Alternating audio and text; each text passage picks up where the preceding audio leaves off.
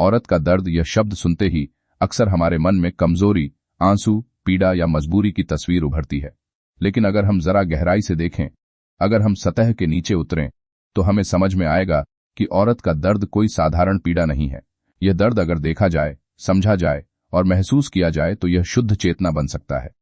औरत जब दर्द सहती है तो वह सिर्फ शरीर से नहीं सहती, वह मन से सहती है, वह आत्मा से सहती है। वह चुप रहती है क्योंकि उसे बचपन से सिखाया जाता है कि सहना ही उसकी शक्ति है। वह मुस्कुराती रहती है क्योंकि उसे बताया जाता है कि परिवार की शांति उसकी जिम्मेदारी है। वह समझौते करती है क्योंकि उसे यही सिखाया गया है कि रिश्ते तोड़ने नहीं, निभाने होते हैं। लेकिन यह चुप्पी, यह सहनशीलता, यह समझौता अगर जागरूक दृष्टि से देखा जाए तो यह कमजोरी नहीं, यह चेतना का सबसे ऊंचा रूप है। औरत का दर्द उसे भीतर से तोड़ता नहीं, वह उसे भीतर से गढ़ता है। जब वह मां बनती है तब उसका शरीर टूटता है, लेकिन उसकी चेतना फैलती है। जब वह अपमान सहती है तब उसका मन घायल होता है, लेकिन उसकी आत्मा गहरी होती है। जब वह अकेली रोती है तब दुनिया नहीं बदलती, लेकिन उसके भीतर का संसार जागने लगता है। अब जरा आदमी के बचाव को देखिए। आदमी का बचाव अक्सर कठोर लगता है। वह तर्क देता है, वह अपनी बात पर अड़ा रहता है, वह अपनी गलती मानने से डरता है। लेकिन अगर आदमी के इस बचाव को भी समझा जाए तो यह अहंकार नहीं, यह असुरक्षा है। आदमी को सिखाया गया है कि रोना कमजोरी है। उसे बताया गया है कि डर दिखाना हार है। उसे समझाया गया है कि भावनाएं व्यक्त करना पुरुषार्थ के खिलाफ है। इसलिए वह जब बचाव करता है तो वह सच में खुद को बचा रहा होता है, अपने भीतर के डरे हुए बच्चे को, अपने भीतर की असफलता के डर को, अपने भीतर की खालीपन की आवाज को। अगर औरत अपने दर्द को चेतना बना सकती है तो आदमी अपने बचाव को जागरूकता में बदल सकता है। लेकिन इसके लिए शर्त सिर्फ एक है, एक दूसरे को दोष देना बंद करना होगा। रिश्ते इसलिए नहीं बिगड़ते कि औरत ज्यादा महसूस करती है। रिश्ते इसलिए नहीं बिगड़ते कि आदमी कम बोलता है। रिश्ते इसलिए बिगड़ते हैं क्योंकि हम एक दूसरे की भाषा नहीं समझते।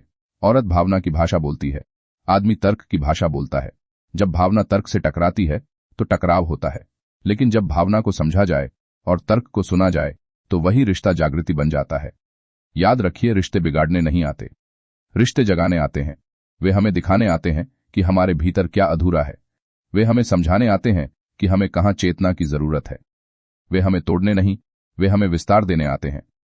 अगर औरत अपने दर्द को दबाने के बजाय समझे और आदमी अपने बचाव को छोड़ने का साहस करे तो वही घर मंदिर बन सकता है, वही संबंध साधना बन सकता है। यह वीडियो किसी को सही या गलत ठहराने के लिए नहीं है। यह वीडियो आईना दिखाने के लिए है। खुद से पूछिए, क्या आप सच में सुनते हैं या सिर्फ जवाब देने की तैयारी करते हैं? क्या आप समझना चाहते हैं या सिर्फ जीतना चाहते हैं?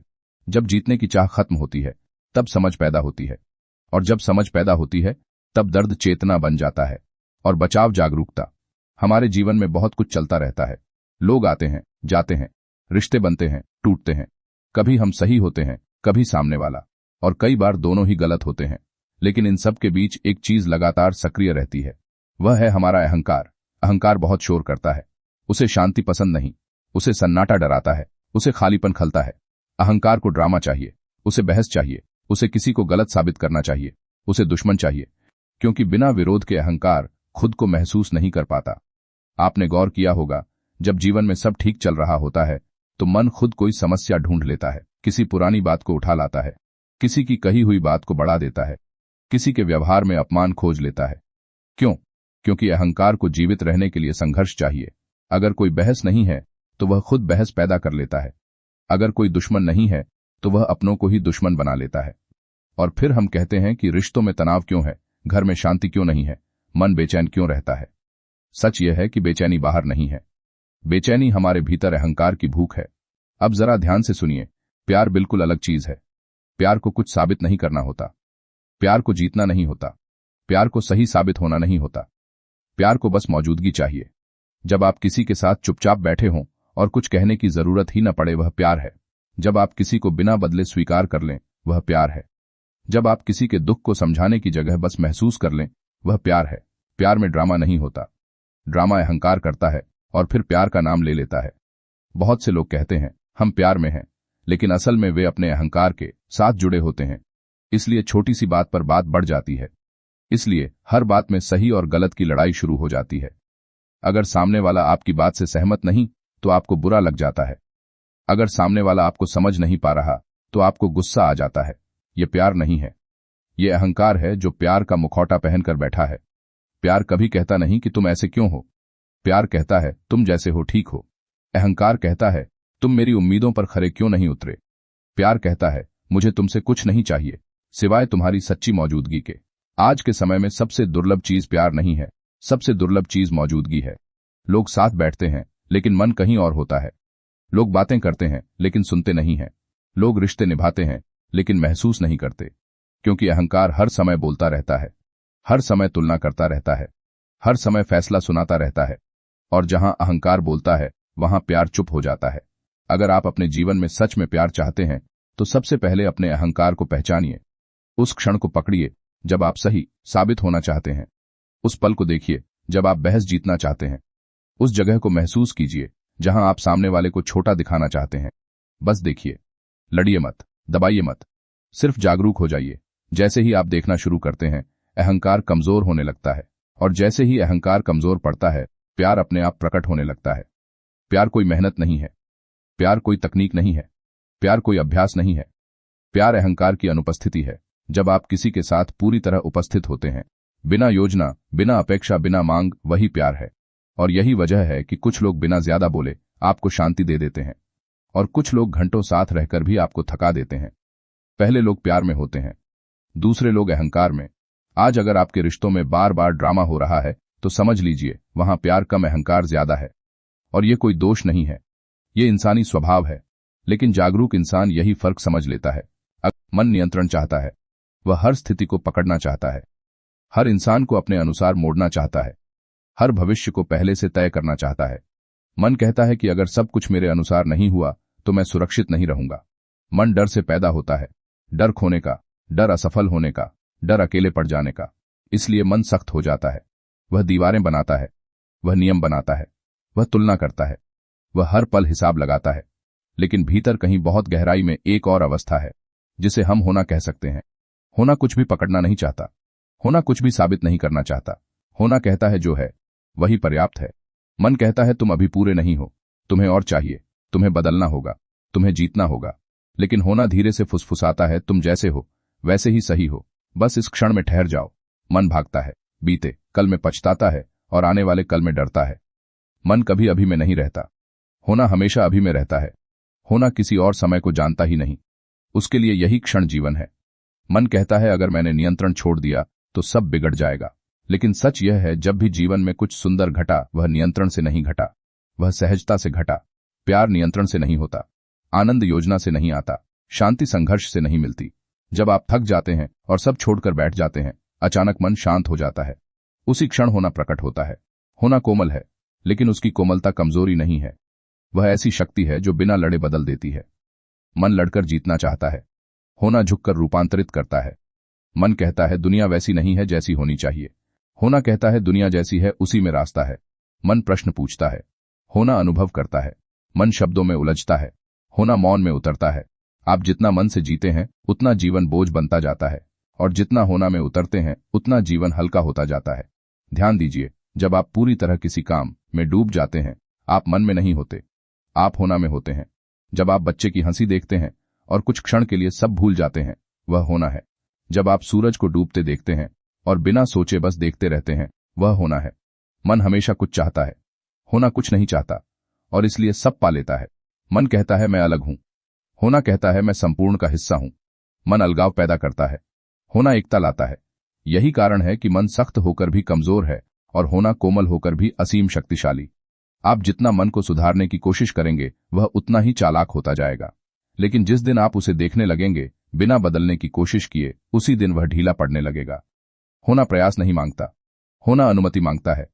बस यह स्वीकार कर लें कि आप हर समय मजबूत नहीं हो सकते, हर समय सही नहीं हो सकते, हर समय खुश नहीं हो सकते। यह स्वीकार करना मन के लिए हार है, लेकिन होना के लिए द्वार है। आप पूछ सकते हैं तो फिर करना क्या है? कुछ भी नहीं, बस देखना है। जो विचार आ रहा है उसे देखना है, जो भावना उठ रही है उसे महसूस करना है, बिना दबाए, बिना बदलने की कोशिश किए। यही देखना धीरे धीरे होना बन जाता है। और जब होना स्थिर होता है तो जीवन अपने आप सही दिशा लेने लगता है, बिना जोर लगाए, बिना संघर्ष किए। अब आप खुद से पूछिए, क्या आप दिन भर मन की आवाज पर चलते हैं या कभी होने की खामोशी को सुनते हैं? याद रखिए, मन नियंत्रण चाहता है और होना स्वतंत्रता देता है। चुनाव आपका है। ज्ञान की असली पहचान यह नहीं कि आप क्या कहते हैं, बल्कि यह है कि मुश्किल समय में आप कैसे रहते हैं। इसी बात से आज की यह पूरी बात शुरू होती है। बहुत लोग हैं जो बहुत सुंदर बातें करते हैं। उनके शब्द सुनने में बड़े गहरे लगते हैं। उनकी बातें सुनकर लगता है कि यह व्यक्ति बहुत ज्ञानी है, बहुत समझदार है। लेकिन असली परीक्षा तब नहीं होती जब सब ठीक चल रहा होता है। असली परीक्षा तब होती है जब जीवन आपको हिलाने लगता है, जब सब आपके अनुसार चल रहा हो, जब लोग आपकी तारीफ कर रहे हों, जब हालात आपके पक्ष में हों। तब शांत रहना, मीठा बोलना, सही बातें कहना आसान होता है।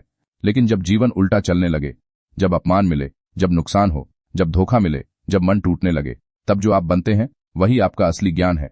ज्ञान किताबों में नहीं छुपा होता, ज्ञान भाषणों में नहीं छुपा होता, ज्ञान इस बात में नहीं छुपा कि आप दूसरों को क्या समझा सकते हैं। ज्ञान इस बात में छुपा होता है कि आप अपने दुख को कैसे संभालते हैं। मुश्किल समय में दो तरह के लोग दिखते हैं, एक वे जिनका सारा ज्ञान हवा हो जाता है, और दूसरे वे जिनका मौन भी शांति देने लगता है। जब कठिन समय आता है तो किसी के मुख से गाली निकलती है, किसी के मुख से शिकायत, किसी के मुख से दोष और किसी के मुख से मौन। वही मौन असली ज्ञान का संकेत होता है। जो व्यक्ति सच में समझदार होता है वह कठिन समय में खुद को नहीं खोता। उसके भीतर आग नहीं भड़कती, उसके भीतर अंधेरा नहीं फैलता। वह जानता है कि समय बदलेगा और वह स्वयं को समय के हाथों खराब नहीं होने देता। बहुत लोग ज्ञान को दिखाने की चीज बना लेते हैं।